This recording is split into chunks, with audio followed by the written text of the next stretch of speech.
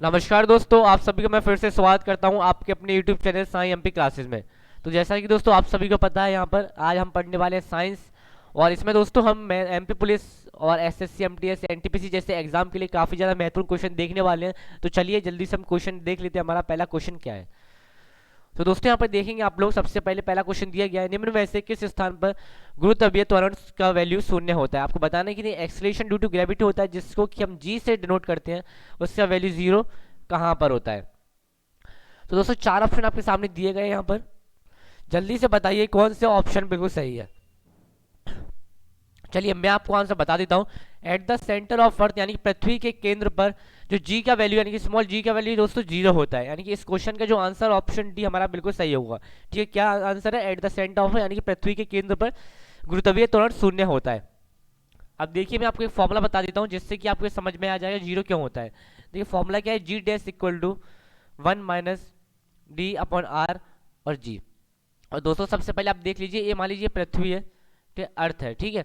अब देखिए इसका जो सरफेस होता है दोस्तों, यहाँ पे जो स्मॉल जी की वैल्यू कितनी होती है, 9.8 मीटर पर सेकंड स्क्वायर। ठीक है दोस्तों, अब देखिए जैसे आप सेंटर की ओर बढ़ोगे यहाँ पर, तो दोस्तों जी की वैल्यू है वो कम होती जाएगी, यानी कि डी भी हमारी बढ़ रही है। यानी डी क्या है दोस्तों, यहाँ पर डेप्थ, हम जैसे डेप्थ बढ़ाते जा रहे हैं, जैसे हमारी जी की वैल्यू कम होती जा रही है, तो एक समय यहाँ पे जब इसके सेंटर पर पहुंच जाएगा, तो जो स्मॉल डी है यानी कि डेप्थ है जो कि रेडियस के बराबर हो जाएगी पृथ्वी के। यानी कि दोस्तों हम यहाँ पर डी की वैल्यू क्या रखेंगे, आर। तो देखिए एक बार रख लेते हैं, वन हम यहाँ पर पुट किया दोस्तों, तो हम आर से आर यहाँ कर देंगे, वन माइनस हमारा वन बच गया और यहाँ जीरो।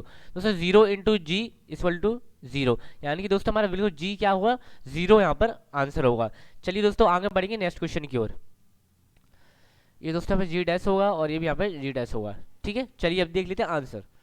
अब देखेंगे नेक्स्ट क्वेश्चन हमारा क्या दिया गया दोस्तों, यहाँ पर देखिए नेक्स्ट क्वेश्चन आपसे पूछा है, यदि एक कण को ऊपर की ओर 39.2 मीटर पर सेकंड की गति से फेंका जाता है, ठीक है, और अधिकतम ऊंचाई पर पहुंचने के लिए जाने वाले उसके समय की गणना कीजिए। यानी कि आपको बताना है, देखिए मान लीजिए कोई एक ऑब्जेक्ट है, ये कोई ऑब्जेक्ट है, ठीक है, इसको देखिए हमने यहाँ से नीचे से फेंका, कितनी स्पीड से दोस्तों, 39.2 मीटर पर सेकंड। हमने 39.2 मीटर पर सेकंड से स्पीड से यहाँ से कोई वैल्यू एक ऑब्जेक्ट है उसको भेजा है ऊपर यानी फेंका है।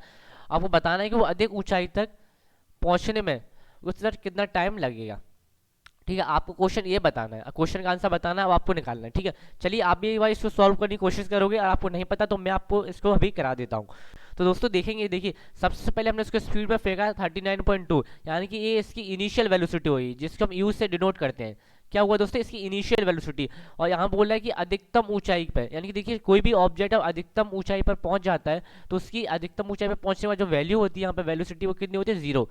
यानी कि देखिए हमने इसको फेंका, मान लीजिए कोई ऑब्जेक्ट है, हमने इसको 40 स्पीड से फेंका है। अब जैसे जैसे ऊपर जाएगा तो पहले इसकी 20 होगी, फिर 10 होगी, फिर एक समय जाकर इसकी जीरो हो जाएगी और फिर वापस नीचे आ जाएगा। ऐसे दोस्तों ये ऊपर जाएगा तो इसकी एक समय अधिकतम ऊंचाई होगी, वहां पर इसकी वेलोसिटी जीरो हो जाएगी।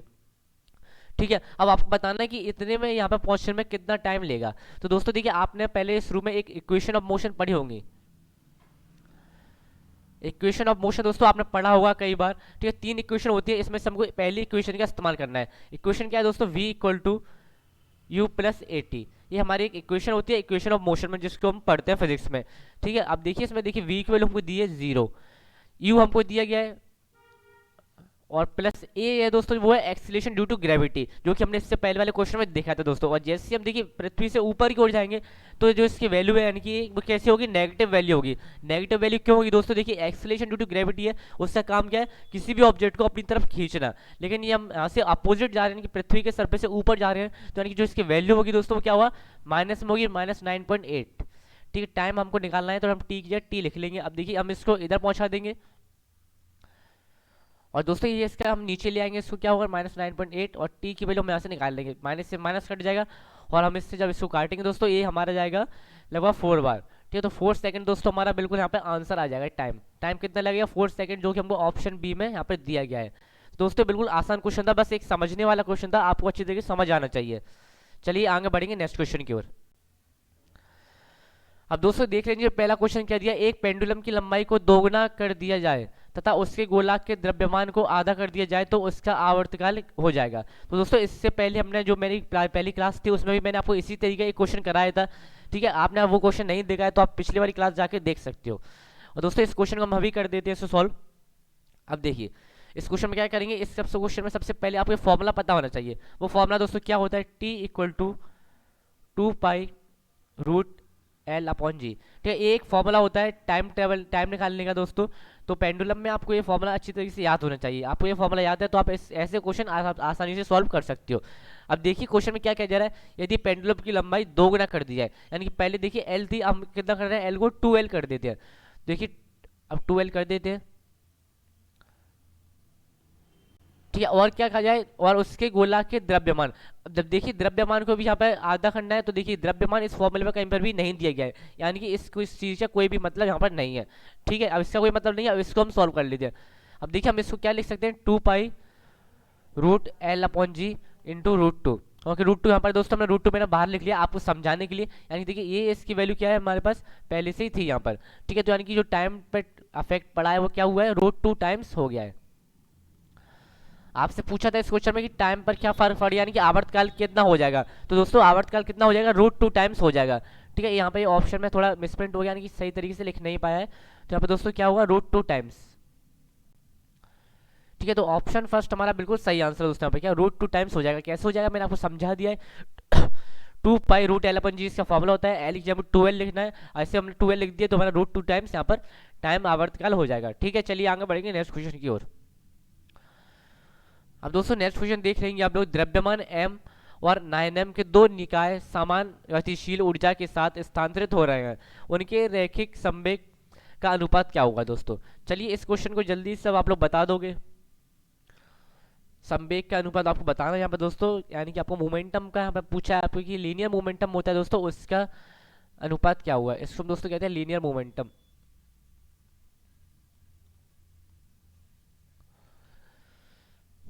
चलिए मैं आपको क्वेश्चन का आंसर बता देता हूँ, आप भी अपना जल्दी से आंसर कमेंट करके हमको बताओगे। ठीक है दोस्तों, देखिए मैं सबसे पहले आपको रिलेशन मालूम होना चाहिए काइनेटिक एनर्जी और मोमेंटम में।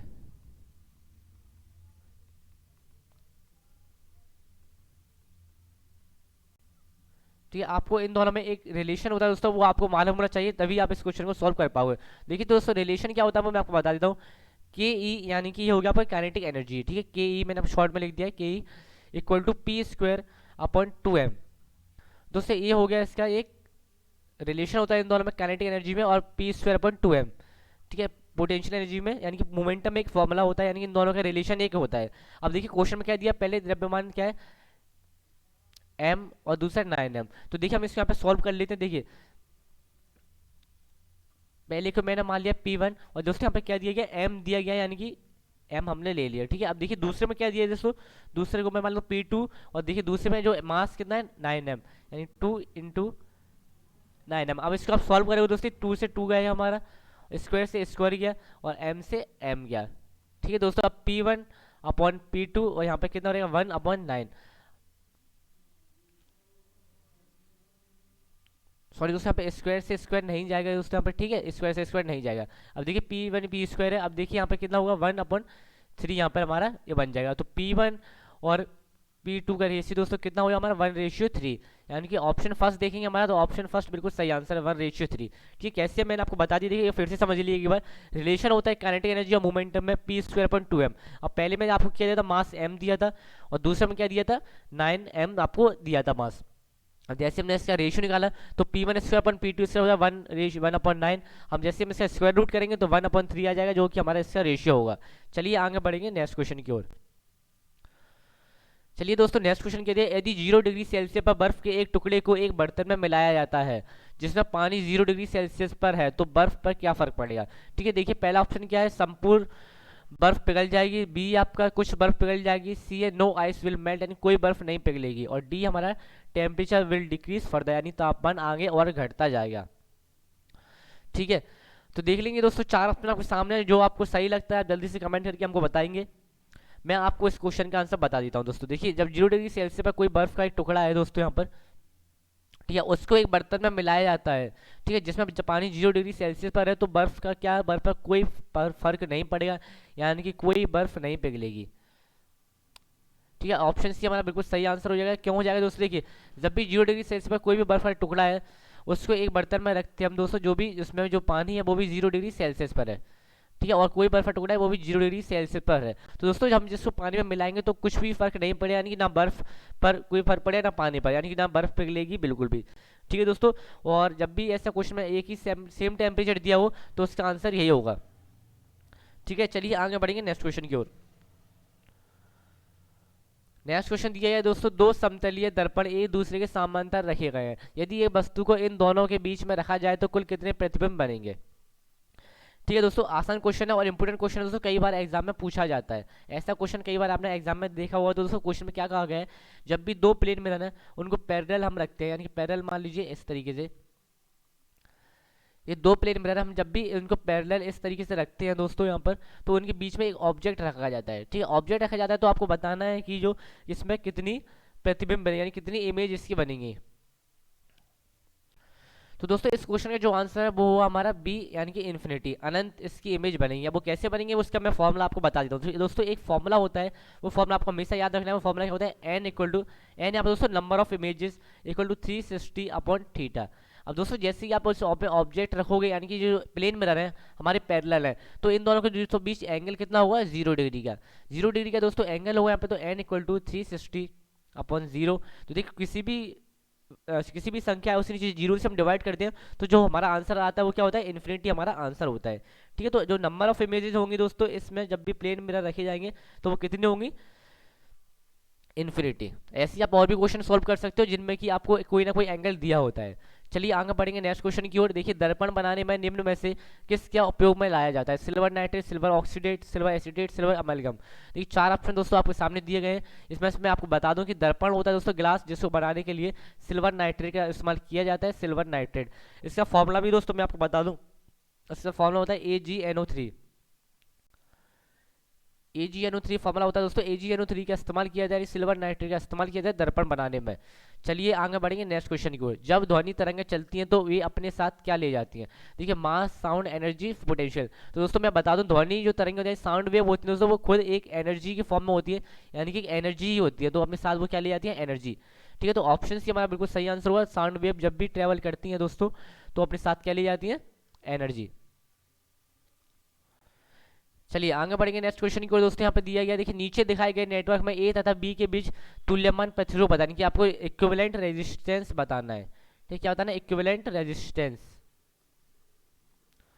आपको बताना है दोस्तों। यहाँ पे देखिए, अब देखिए मैं आपको बता दूं सबसे पहले सीरीज में कि पैरेलल में ये आपको पता होना चाहिए। तो दोस्तों आप जब इसको सीधा इस डायग्राम को बनाएंगे तो ये आपको पता पड़ेगा कि ये पूरा डायग्राम एक तरीके से सीरीज में दिया गया है। ठीक है, पहले की हमको दिया R/4, दूसरा R/4। देखिए पूरा एक सीरीज में दिया गया दोस्तों। जो इक्विवेलेंट रेजिस्टेंस निकालने का फॉर्मूला होता है दोस्तों वो क्या होता है, R1 प्लस R2 और प्लस साथ में जो भी इतने भी रेजिस्टेंस आपके साथ जुड़े होंगे। ठीक है, इसमें देखिए पहले हमको क्या दिया, R/4 और दूसरा भी हमारा R/4। इसको हम दोस्तों सॉल्व करेंगे तो हमारा क्या हो जाएगा, 2R/4 और ये R/2 हमारा इस क्वेश्चन का आंसर हो जाएगा। ठीक है, देखिए तो हमारा R/2 हमारा आंसर हो जाएगा। ऑप्शन बी बिल्कुल सही दिया गया है। ठीक है, ऑप्शन में बिल्कुल सही आंसर दिया गया है, आपको समझ जाएगा। देखिए पूरा डायग्राम जो यहाँ पर दिया है वो एक सीरीज में दिया गया है। ठीक है, एक ही बैटरी से कनेक्ट है। और देखिए आर इक्विवेलेंट निकालने का फॉर्मूला होता है वो क्या होता है सीरीज में, R1 plus R2 plus R3, जितने भी इसमें रेजिस्टेंस जुड़े हैं उन सभी को सीधा ऐड कर दीजिए। तो आर इक्विवेलेंट हमने यहाँ से निकाला दोस्तों, तो हमारा R/2 आंसर हमको मिल गया। चलिए दोस्तों नेक्स्ट क्वेश्चन है, angstrom is the unit of expression, यानी आप बताने कि एंगस्ट्रॉम होती है जो कि किसको अभिव्यक्ति करने की इकाई है। आपको बताना है एंगस्ट्रॉम किसकी यूनिट है दोस्तों, एंगस्ट्रॉम होती है वो लेंथ की यूनिट होती है, यानी कि लंबाई की यूनिट होती है। ठीक है, लेंथ ऑप्शन सी बिल्कुल सही है। और दोस्तों 1 एंगस्ट्रॉम की वैल्यू होती है वो 10⁻⁻15 मीटर। 1 एंगस्ट्रॉम इक्वल टू 10⁻⁻15 इसका आंसर होता है। चलिए आगे बढ़ेंगे दोस्तों नेक्स्ट क्वेश्चन की ओर। Which of the following is not a vector quantity, आपको बताना इन चारों में से कौन सी वेक्टर क्वांटिटी नहीं है। दोस्तों वेक्टर क्वांटिटी वो होती है जिनका मैग्नीट्यूड होता है, ठीक है, और साथ ही में डायरेक्शन होता है, यानी कोई ना कोई दिशा होती है। ठीक है, मैग्नीट्यूड और डायरेक्शन दोनों होते हैं, वो होती है वेक्टर क्वांटिटी। तो देख रहे हैं दोस्तों संवेग की बात हुई है, यानी कि P इक्वल टू mv। ठीक है, इसमें क्या वेलोसिटी होती है दोस्तों, वेक्टर क्वांटिटी आपकी, यानी कि ये पूरा हमारा क्या होता है, मोमेंटम वेक्टर।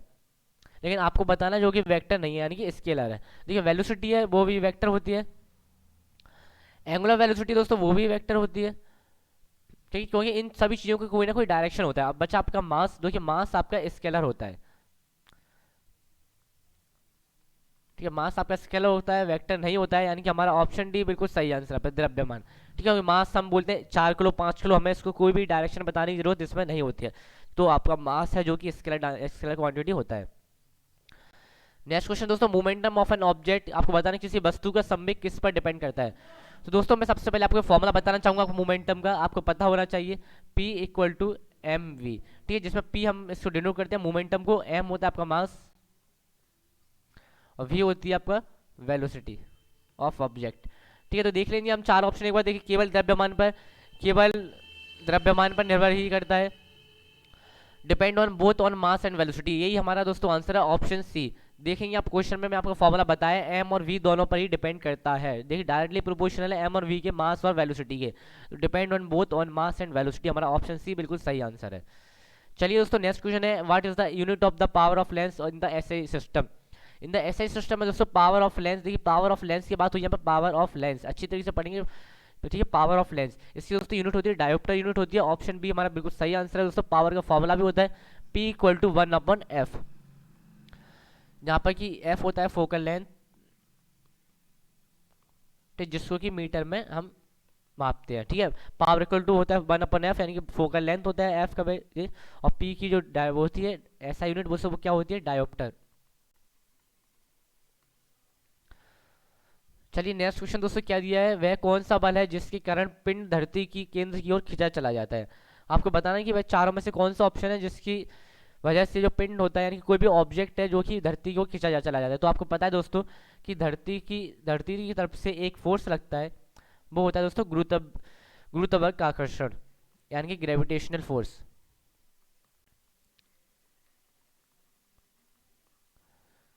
पृथ्वी हमेशा हर ऑब्जेक्ट पर ग्रेविटेशनल फोर्स लगाती है, जिससे कि वो किसी भी ऑब्जेक्ट को जो उसके अपोजिट जाता है उसके वो अपनी ओर खींचती है। ठीक है, हमेशा हम भी यार पृथ्वी पर खड़े हैं, वो किस वजह से खड़े हैं दोस्तों, ग्रेविटेशनल फोर्स की वजह से, क्योंकि हमको पृथ्वी अपनी ओर खींच रही है।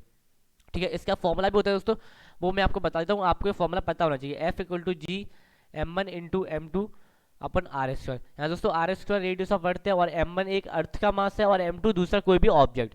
ठीक है, और G हमारा ग्रेविटेशनल कॉन्स्टेंट है। ठीक है, तो दोस्तों यही हमारे सभी क्वेश्चन थे आज के। और आपको वीडियो पसंद आता है तो वीडियो को लाइक करेंगे और चैनल हमारा सब्सक्राइब करेंगे। ठीक है, पहले बार आप विजिट कर रहे हैं चैनल को तो और भी क्लास आप जाके देख लीजिए एक बार, आपके लिए काफ़ी ज़्यादा महत्वपूर्ण क्लास हमने पहले से बना चुकी है दोस्तों।